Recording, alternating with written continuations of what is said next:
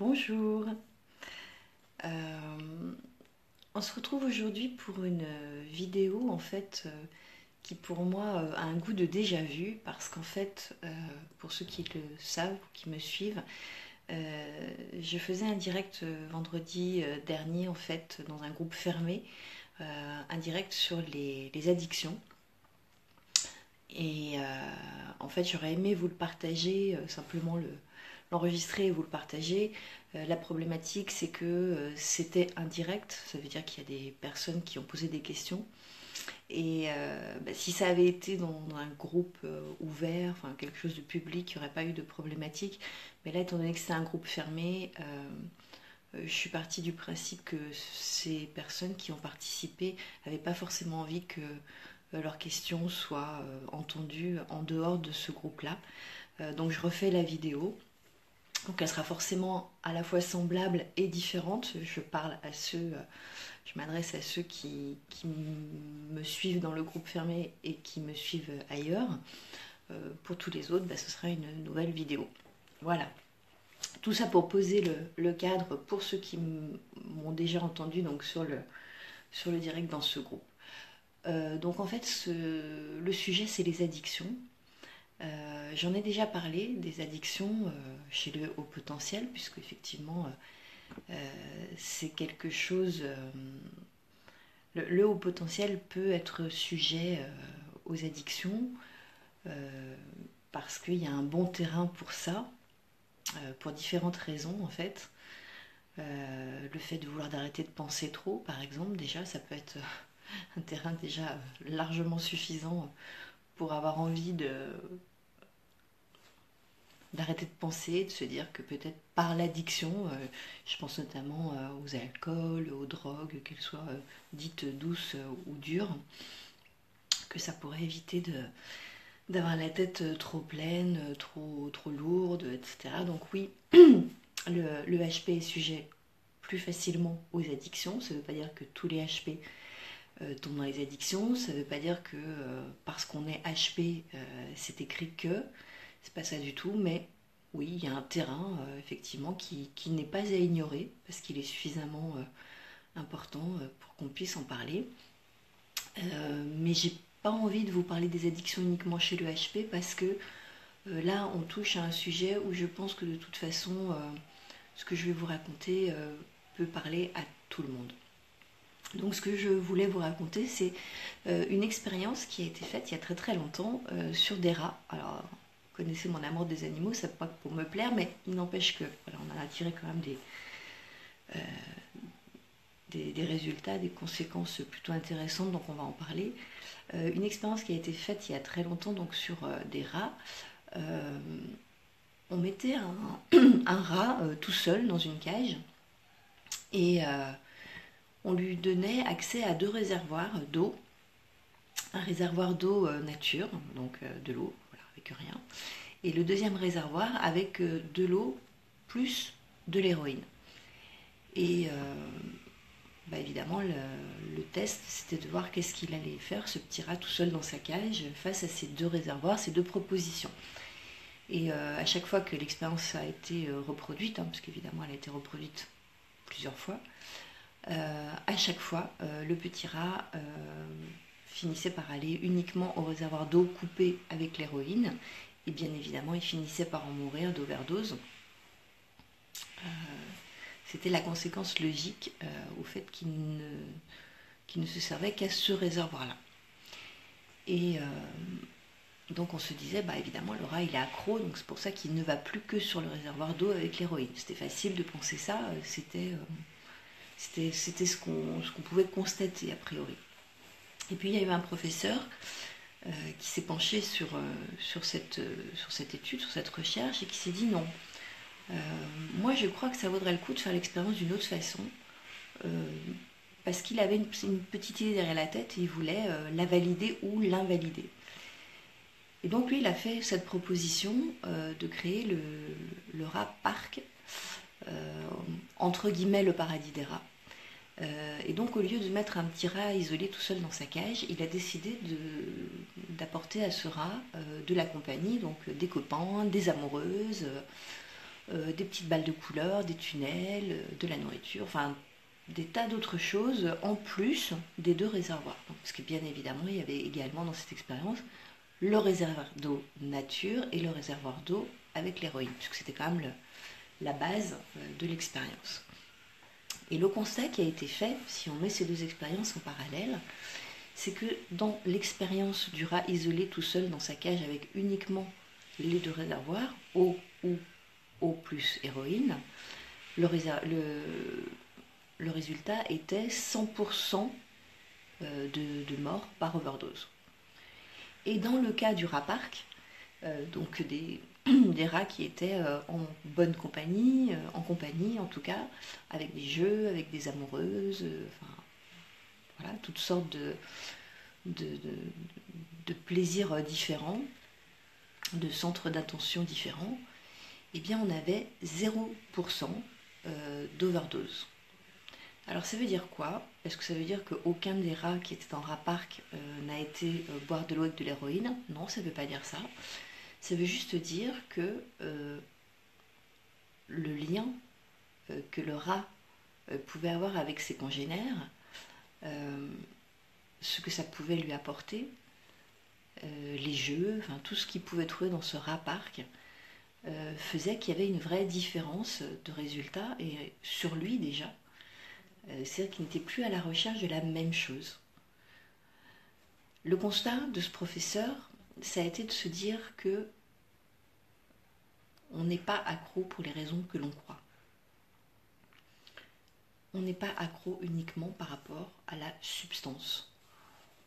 Il est possible, fort possible, que l'on soit accro parce qu'on n'a rien d'autre, en fait, à se mettre sous la dent à ce moment-là. Et quand je dis qu'on n'a rien d'autre à se mettre sous la dent à ce moment-là, là, ça va chercher dans ce qui pourrait combler le vide intérieur que chaque individu a à l'intérieur. On a tous ce vide intérieur, sauf que certains l'ont plus ou moins développé, et donc c'est parmi cette population-là qu'on va trouver ceux aussi qui vont être des personnes à risque pour basculer dans l'addiction, quelle qu'elle soit. Là on parle des drogues, mais ça peut être le shopping, ça peut être le jeu, ça peut être Internet, ça peut être le sexe, ça peut être des tas d'autres choses. Bref, on s'est posé la question, donc après ces 2 expériences, alors qu'est-ce que c'est qui nous rend accro? Parce qu'on a quand même tendance à penser que c'est la substance en elle-même. Et puis le professeur, il dit, non, écoutez, regardez, il y a d'autres expériences qui ont été faites et qui vont dans mon sens. Par exemple, quand vous regardez quelqu'un qui rentre à l'hôpital, Tati se casse la hanche, elle rentre à l'hôpital, elle va être mise sous diamorphine pour soulager sa douleur. Et ça peut durer un certain temps. Quand Tati va sortir de l'hôpital, elle ne sera pas accro à la morphine. Elle aura été soulagée par ce produit, effectivement, mais ensuite elle va réintégrer son foyer et ça va bien se passer, quoi. Donc, qu'est-ce qui fait que la Tati qui est sous diamorphine à l'hôpital n'est pas accro et que le gars qui est tout seul chez lui peut devenir addict à la morphine, si on fait le parallèle. Et donc ça a été toute la question de ces recherches. Il y a une autre expérience qui avait été faite aussi, enfin c'est pas une expérience, mais pour le coup c'est un constat sur une expérience vécue, c'est par rapport à la guerre du Vietnam. Lorsque les soldats américains sont partis faire la guerre au Vietnam, sur l'intégralité des soldats, il y avait un pourcentage, je crois, il y avait 20% des soldats américains qui étaient sous héroïne en permanence, parce qu'on n'ose pas imaginer les horreurs que les gens ont pu vivre là-bas. Et j'imagine que pour tenir, il fallait autre chose qu'un petit verre d'alcool par-ci par-là, en tout cas pour un grand nombre, 20%, c'est ce qui a été déterminé. Ils étaient sous héroïne pour arriver à tenir le choc en fait, et à rester, et à continuer, et voilà, à tenir debout. Bon, bref. On aurait pu donc considérer que ces 20% de soldats étaient des héroïnomanes, puisque c'était quotidien. Et en fait, quand la guerre s'est arrêtée, qu'ils sont rentrés, ils ont été bien évidemment suivis, il y a eu un suivi psychologique, parce que déjà, Pour tous ceux qui avaient fait la guerre au Vietnam, il y avait un suivi, c'était nécessaire quand on imagine ce qu'ils ont pu voir, vivre, faire aussi. Mais il y avait un suivi encore tout particulier pour ceux qui étaient donc héroïnomanes. Et ça a été un constat assez incroyable, c'est le cas de le dire, qu'on a du mal à croire, parce que sur l'intégralité de ces soldats qui avaient été à l'héroïne tout le temps, aucun n'a vécu ce qu'on appelle le manque. Aucun n'a eu besoin d'aller en cure de réhab, de désintox. Ils ont tous réintégré leur foyer, ils ont retrouvé soit des parents, soit des amis, soit des compagnes. Bon. Et aucun n'a eu besoin de passer par la case « je me désintoxique ». Donc c'est assez troublant quand même de constater que ces hommes qui pendant de très longues périodes ont été sous héroïne chaque jour ont réussi comme ça juste à arrêter en fait. Ils sont rentrés, ils ont arrêté. Alors, je ne dis pas que ce n'est pas des problèmes psychologiques, etc. On ne parle pas de ça. On parle vraiment uniquement de l'addiction. Il n'empêche que par rapport à l'addiction à l'héroïne, il n'y en avait pas. Il n'y en avait pas. Et c'est comme ça que ce professeur, d'ailleurs, qui a fait ses recherches, a fini par faire un constat qui est à la fois troublant mais extrêmement intéressant pour tous ceux qui sont dans l'addiction aujourd'hui ou qui voudraient en sortir et qui côtoient des gens qui sont dans l'addiction. Le constat que ce professeur a fait, c'est que le contraire de l'addiction, ce n'est pas la sobriété. Le contraire de l'addiction, c'est le lien. Et quand on se rend compte de ça, c'est monumental. Parce que ça veut dire que ce dont les gens ont besoin pour lâcher l'addiction, c'est être à nouveau en lien. À nouveau en lien avec l'autre, avec les autres, à nouveau en lien avec une activité, à nouveau en lien avec des choses en tout cas qui le prennent suffisamment pour le libérer de l'addiction. Ça a été vérifié encore d'une façon encore plus vertigineuse et vous pourrez aller le vérifier hein, si vous voulez. C'est au Portugal que ça a eu lieu, je ne sais pas à quel moment, mais je crois que ça fait quasiment une vingtaine d'années maintenant, en se rendant compte en fait au Portugal que tout ce qui était mis en place de façon classique hein, pour que les personnes addictes ne le soient plus, en se rendant compte que ça ne fonctionnait pas tout simplement, en tout cas pas si bien qu'on aurait voulu, ils se sont mis à réfléchir et à se dire après tout si ça marche pas et si on essayait autre chose tout simplement, il y a peut-être moyen que autre chose fonctionne. Et ils ont décidé, une décision quand même qui aurait pu être lourde de conséquences négatives, mais vous verrez que ça n'a pas été le cas. Ils ont décidé tout simplement, purement et simplement, de décriminaliser toute forme de drogue. En allant du cannabis, en passant par la morphine, l'héroïne, le crack, ils ont décriminalisé tout ça. Mais, parce qu'il y a évidemment un mais qui a une grande importance, ils ont décriminalisé, mais ils ont décidé d'injecter, de réinjecter en fait tout l'argent qui habituellement était destiné à accompagner donc les ex-toxicos à décrocher. Ils l'ont réinjecté dans comment je pourrais dire ça, un programme en fait d'accompagnement et de soutien à ces toxicos qui était un programme extrêmement simple, à savoir que on offrait à ces toxicomanes la possibilité de réintégrer une vie sociale. Donc il y avait des jobs qui leur étaient tout particulièrement destinés, qui leur étaient réservés, j'ai envie de dire. Donc pour les remettre au travail, il y avait des micro-prêts aussi qui leur étaient destinés pour qu'ils puissent à nouveau vivre, avoir de l'argent tout de suite aussi. Voilà, il y a tout un espace d'accompagnement dans la liberté et dans la réintégration à la société qui a été mis en place. donc dans la reconnexion au lien, clairement. Et ça a été une expérience assez incroyable parce que là on est donc quasiment 20 ans après et on s'est rendu compte que ça a fonctionné. Évidemment que c'est pas du 100% fonctionné parce que c'est rare qu'il y ait du 100% qui fonctionne, mais ça a été au-delà des espérances du gouvernement portugais, puisque c'était une décision politique et sociale que de mettre ce programme en place. Les résultats ont été exceptionnels.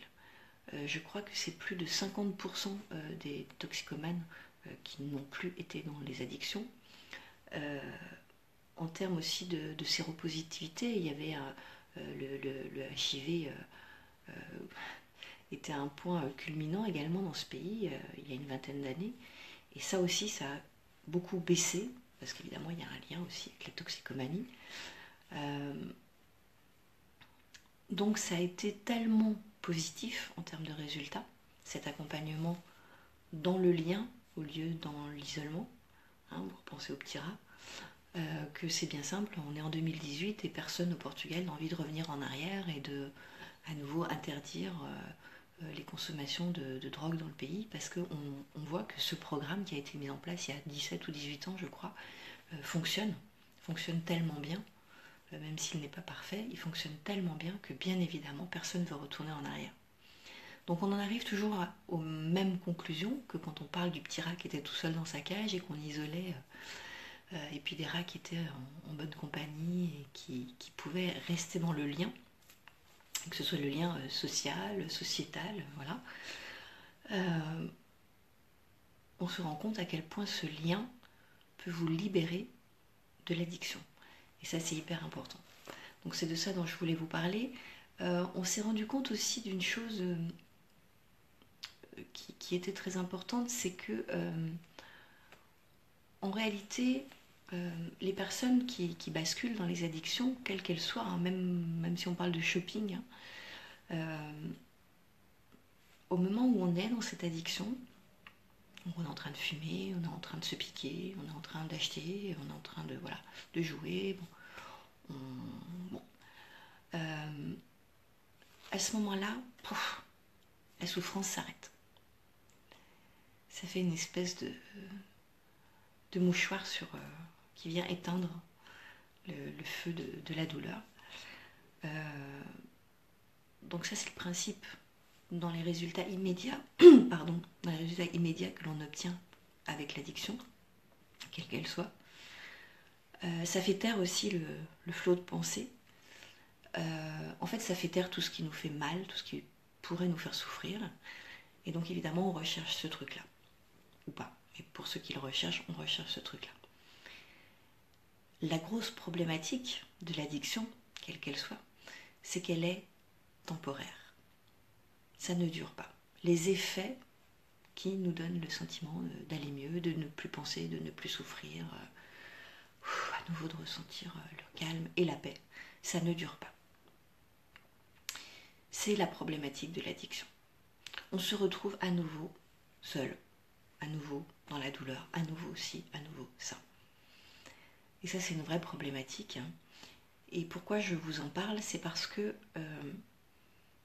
on fait tous cette erreur-là lorsqu'on est en lien avec des gens qui sont dans les addictions. D'avoir tendance déjà à pas forcément bien les traiter ou bien les considérer. Ce sont des drogués, ce sont des alcooliques, ce sont des addicts jeux, ce sont des addicts shopping, ce sont... voilà, on les considère pas forcément très bien, même si ce sont des gens proches de nous. Et en fait, on fait exactement l'inverse de ce qui pourrait être bénéfique à leur progrès, à leur guérison.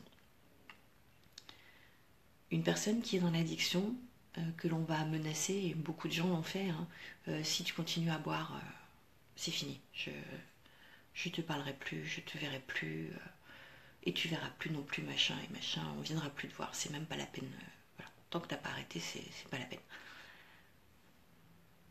Ça vous parle ou pas, ou ça parle à quelqu'un autour de vous, mais voilà. Et souvent on a ce type de réaction. Je dis pas qu'on est des monstres d'avoir ce type de réaction. On fait ce qu'on peut avec ce qu'on pense devoir faire à ce moment-là. Et c'est peut-être le mieux qu'on pouvait faire à ce moment-là, si on a fait ça. Il n'empêche que ce n'est pas la solution, parce que ces gens-là, en réalité, ont besoin, au contraire, qu'on garde le lien. Le lien. Qu'on leur dise qu'on les aime avec ou sans cette addiction. Que s'ils ont besoin, on sera là pour eux. Je serai là pour toi. Je n'ai pas envie que tu te sentes seul. Je n'ai pas envie que tu sois seul. Si tu as besoin, tu téléphones ou tu viens me chercher. Et je serai là et je pourrai te tenir la main. Et je créerai du lien. Et c'est extrêmement important de ne pas abandonner ces gens-là. Alors je ne dis pas que c'est facile à faire, bien entendu que c'est plus facile à dire qu'à faire. Des gens qui vivent en permanence avec des gens qui sont dans les addictions et qui ont à subir les conséquences que ça peut avoir, j'imagine que le discours que je suis en train de tenir peut heurter. Il n'empêche que ça a été démontré. Ça a été démontré au Portugal, ça a été démontré de mille et une façons. Donc si j'en parle, c'est juste pour que vous entendiez ça. Après, si vous ne vous sentez pas capable d'être dans ce lien, de faire en sorte que la personne reste en lien. Qu'elle reste en lien, ça peut être de mille façons. Ça peut être avec des amis, ça peut être avec des activités, ça peut être... le seul lien qui est à couper à ce moment-là, c'est le lien avec les personnes éventuellement qui fournissent la drogue, éventuellement, voilà. C'est plutôt ça le type de lien à couper. Mais sinon, la personne a besoin de lien. Le contraire de l'addiction n'est pas la sobriété, le contraire de l'addiction, c'est le lien. Ça, c'est hyper, hyper important à entendre. On s'est rendu compte à quel point tous ces gens qui basculaient dans l'addiction, en tout cas qui étaient probablement les plus fragilisés et donc qui avaient le plus tendance à pouvoir basculer dans l'addiction, étaient des gens qui étaient fragilisés justement dans cette sensation de vide intersidéral à l'intérieur. C'est Keith Richard dans son livre qui en parle très bien, c'est pas le seul, mais c'est celui qui me vient, qui disait que quand lui il a basculé dans les drogues dures, pour le coup, il voulait remplir le vide qu'il avait à l'intérieur de lui, il voulait sortir de lui-même, il ne supportait pas, comment je pourrais dire ça, il supportait pas d'être présent à sa vie, il supportait pas sa présence en fait, il supportait pas sa propre compagnie, sa propre présence. Et en soi déjà c'est très dur, mais si en plus on l'isole du reste du monde, évidemment qu'on comprend facilement, aisément que c'est pas une solution. Donc lui en parle, mais on l'a constaté à maintes reprises que c'est vraiment cette sensation d'abandon, de solitude qui crée la fragilité qui pourrait faire basculer dans les addictions. Ce qui a été mis en lumière également, et c'est en lien avec ce que je suis en train de vous dire, c'est que tous les gens qui basculent dans l'addiction ont un point commun. Ce sont des gens qui ont été blessés émotionnellement, qui le sont probablement encore. On va retrouver donc parmi ces blessés émotionnels des gens qui ont vécu l'abus, qui ont vécu la maltraitance. Ça, on parle de la blessure émotionnelle la plus forte. Des gens qui ont été abandonnés. Mais après, il existe multitude d'autres blessures émotionnelles qui peuvent créer cette fragilité et qui peuvent donc faire de vous un client potentiel à l'addiction. Pourquoi je vous dis ça? Pour vous citer d'autres exemples, notamment par exemple, on s'est rendu compte aussi que les Indiens, je crois que c'est une expérience qui a été faite au Canada, mais bon, au Canada, il y a aussi beaucoup d'Indiens. Donc les descendants des Indiens, qui ont, comme on le sait, ont quand même subi des choses atroces. Hein, on est juste venu les massacrer, les tuer pour leur piquer leur terre. Hein, voilà, rien que ça. Et donc leurs descendants, en fait, on s'est rendu compte qu'il y avait une énorme proportion de personnes dans les descendants des Indiens qui basculaient dans l'addiction. Et on a réussi à faire le lien avec le fait que ce sont des gens qui ont été coupés d'un lien très fort. C'est le lien à leur terre, Alors ok, il s'agit des descendants, mais là encore, il y a une transmission qui peut se passer en termes de blessures émotionnelles. Et c'est là où je viens à un exemple qui est extrêmement touchant aussi. Pendant la guerre, lorsque les Juifs étaient vraiment la cible du monde, c'était les hommes à abattre. Et Dieu sait comme ils ont pu souffrir. Un médecin s'est rendu compte, en fait, il était appelé au chevet des mamans juives pour les bébés. Et les mamans disaient mon bébé pleure, il arrête pas de pleurer. Alors au début, le médecin avait tendance à dire oui, bébé ça pleure, ok, ouais. Sauf que, effectivement, à force d'être appelé comme ça auprès de ses mamans, il s'est rendu compte que, effectivement, les bébés juifs pleuraient beaucoup, beaucoup, vraiment beaucoup, beaucoup. Et il a fait le lien, en fait, avec le fait que ces mamans, vous imaginez dans quel contexte elles élevaient leurs tout petits bouchons, dans quel contexte ces petits ont grandi. Ils ont grandi avec l'énorme, gigantissime blessure émotionnelle de ces mamans qui vivaient la guerre, qui vivaient la maltraitance, qui vivaient le rejet, la haine, pour ne pas dire pire. Et évidemment que toutes ces émotions que ces mamans pouvaient ressentir, même si elles cherchaient à les cacher en présence de leurs enfants, eh bien les bébés les ressentaient. Et ça a été un vrai constat, hein. Ce sont des recherches médicales dont je vous parle. Donc le constat a été fait que ces bébés-là étaient porteurs de la blessure de leur maman. Sauf que quand on est un bébé, on ne sait pas qui est Hitler, on ne sait pas ce que c'est que le racisme poussé à son paroxysme. On ressent simplement.